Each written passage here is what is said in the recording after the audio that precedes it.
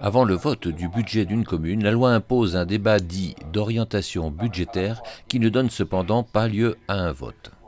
C'est un exercice de présentation d'un certain nombre de projets, d'un certain nombre de bilans des années précédentes.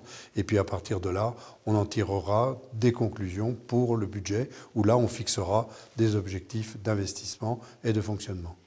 À Briançon, comme chaque année, au moment de préparer le budget, on retrouve deux thèmes récurrents, la dette et les impôts locaux.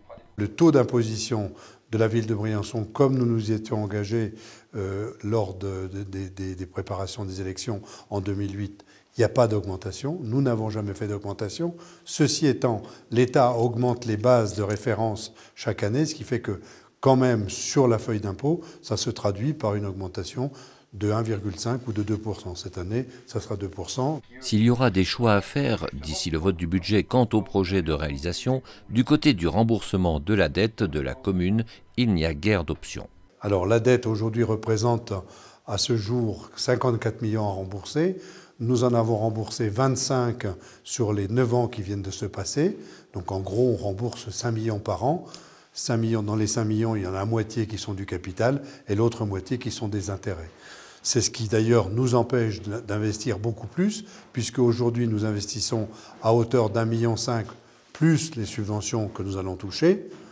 Mais s'il n'y avait pas ce remboursement de la dette, nous serions non pas à 1,5 million, mais nous serions à 5 millions. Finalement, un débat d'orientation budgétaire calme et serein, à l'image des interventions du leader de l'opposition. Ce qu'il y avait à dire ce soir, c'est avant toute chose une non-augmentation des taux d'imposition. La taxe foncière de Briançon et la taxe d'habitation de Briançon restera la même en 2019 comme les années précédentes. Donc ça, c'est une satisfaction pour tous les membres du conseil municipal.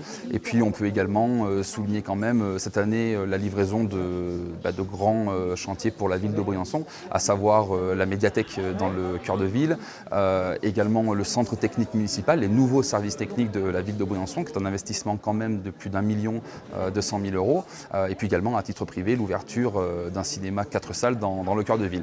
Donc voilà, aujourd'hui on est fiers de participer à cette construction dans Briançon, à ces nouveaux équipements pour les Briançonnais et les Briançonnaises, et dans les prochaines semaines on fera des propositions au maire de Briançon sur des investissements, sur de la rénovation, sur de l'entretien courant dans la ville, puisque sur ce point-là nous pensons qu'il y a encore beaucoup à faire.